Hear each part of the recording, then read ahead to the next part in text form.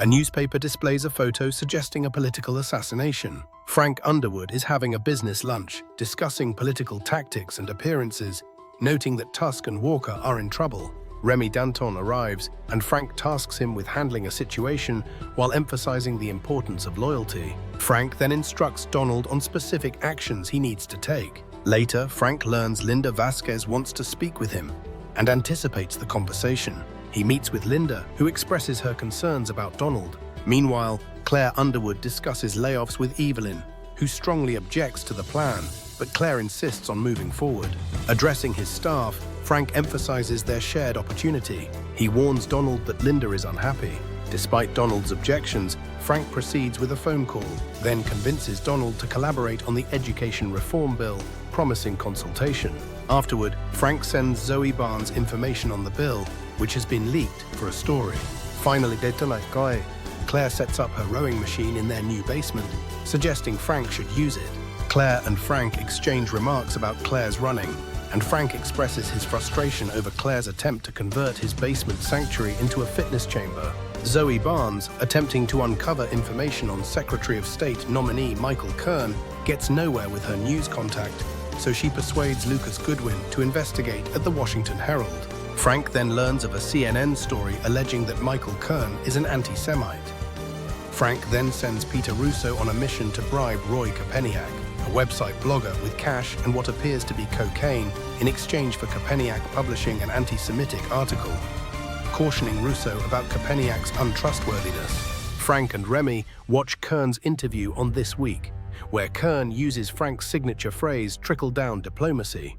Frank instructs Nancy Kaufberger to contact Dennis Mendel from the Anti-Defamation League. Russo delivers the bribe, leaving Kopeniak to indulge in his vices. Finally, Frank and Claire stand together as she lights a cigarette.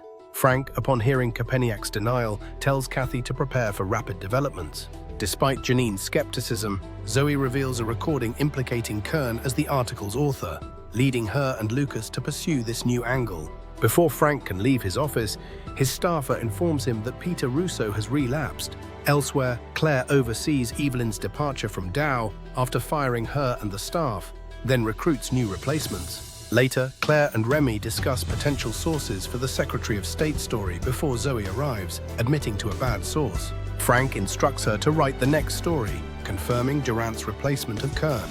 The episode concludes with a news report of a subway tragedy with 12 deaths. Back at Frank's office, his staffer is distraught by Russo's death, displayed on screen, and Frank directs her to begin writing the story about it.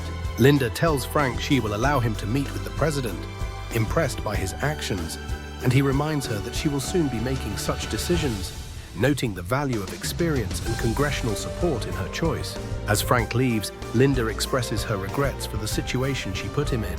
Meanwhile, at the newspaper, Zoe connects Kern to Williams' story through Kopeniak's involvement on his editorial board. At night, Frank Underwood witnesses a homeless man being detained by police and attended to by paramedics, and showing a rare moment of empathy, Frank instructs the officers to provide the man with a blanket. Back at home, Claire arrives with groceries and calls out for Frank.